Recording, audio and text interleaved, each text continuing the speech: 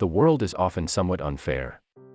Some people have unlimited privileges and others have to deal with the most miserable conditions. This is not always a matter of achievement, skill, or effort. It is only the gap between the rich and the poor. And when somebody recorded a boy in a shop in Recife, Brazil, the boy demonstrated to the world one of the worst examples of inequality. This is his story.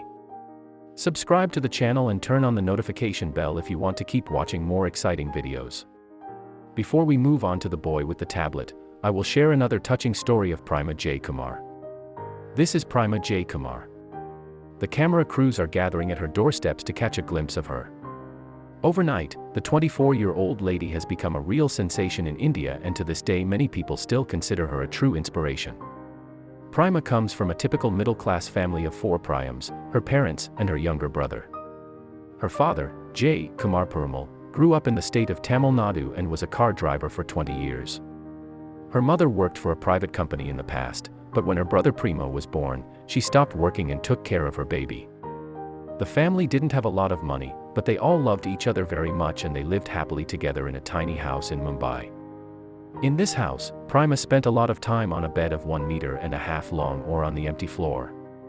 She spent 10 to 12 hours a day studying with her 22-year-old brother Dhanraj. Both of them wanted to become accountants.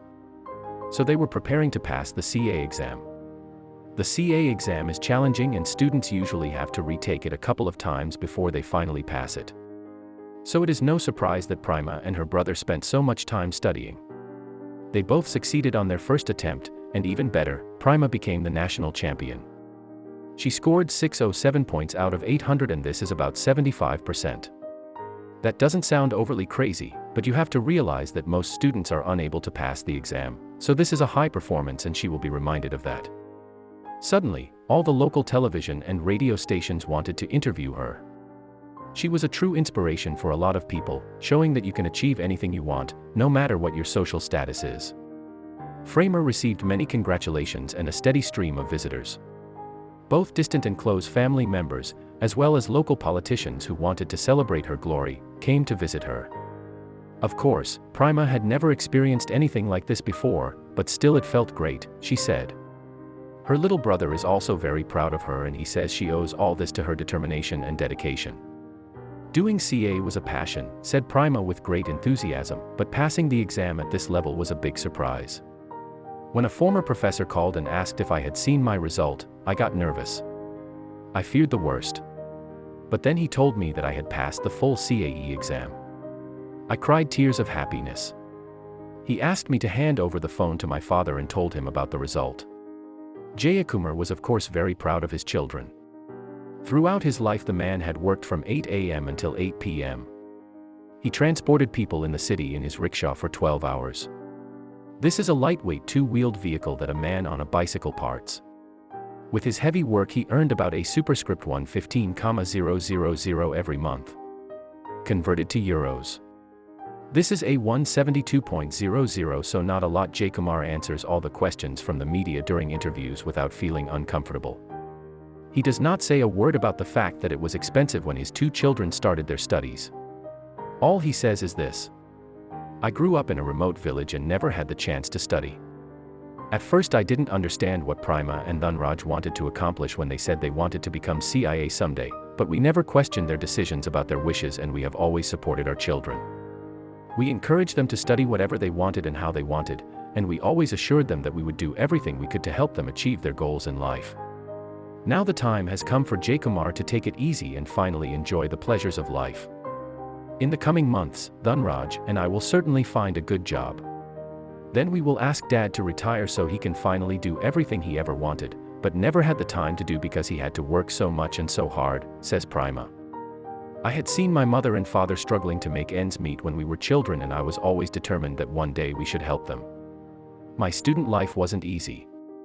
The transition was tough, but if you're determined enough to achieve something, the obstacles seem minimal.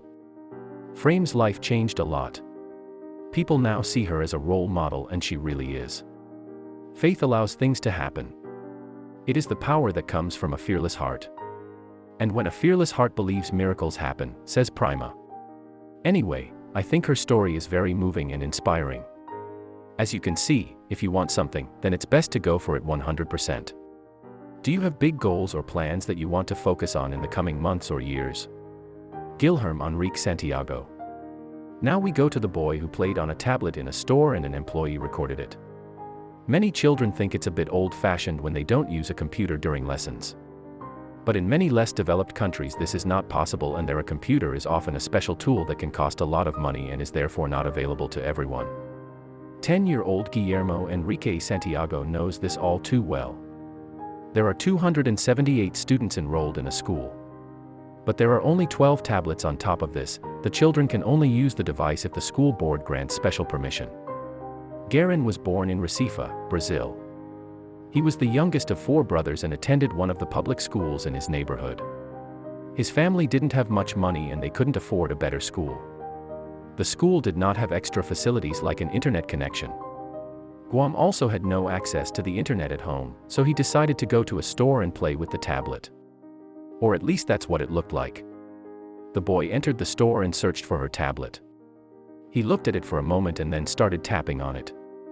It looked like he was busy. Could he be playing a game?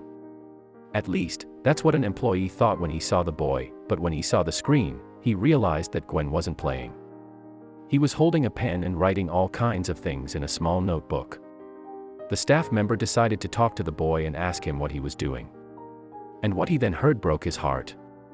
It seems that Guilherme was doing his homework geography. The employee who had talked to him was so touched when he found out that the child had only come to the store to do his homework, that he decided to record the moment and share it on Twitter. The video went viral instantly. The video has more than 6 million views. The Twitter user who shared the video explained why the boy was using the gadget. People from all over the world commented that it was nice of the employee didn't tell him to leave, instead invited him to use the device and the internet in the store to complete his assignment. Guilherme's family had no idea that the boy had completed his school assignments like this. They only found out later when they saw the video. He loves to study and he told them he's been to the mall 2 or 3 times already, said Guillermo's sister proudly. But the story doesn't end there. After the video went viral, Guilherme also appeared on television and Samsung gave the enthusiastic student 2 tablets. The manager of the store, Gustavo Duque, ensured that the boy would receive the 2 tablets. Furthermore, the store also wants to offer the boy support so that he can complete his studies. They went toward DM for his perseverance and pursuit of knowledge. That is certainly agreeable. What do you think? Share your opinions in the comments. Many Brazilians explain that the internet connection is quite expensive in Brazil. Usually low-income families can't afford tablets or computers. They also pointed out that public schools do not have the means to provide students with an internet connection, so there are more children like Graham who would like to do their homework but lack the necessary resources. Not a single child, not even in extreme poverty, should be in this situation. The employees of this store have demonstrated that kindness still exists after all, and I hope that this story can encourage all children in the world who are trying to build a future. And by the way, the boy received a 10 for his homework. He deserved it. Did you think these stories were motivating? And do you have something that motivates you immensely? Let us know in the comments. I am curious. By the way, have you already subscribed to our channel? Don't forget to do so and also turn on the notification bell so that you won't miss out on any exciting story. I'll see you tomorrow in the next video.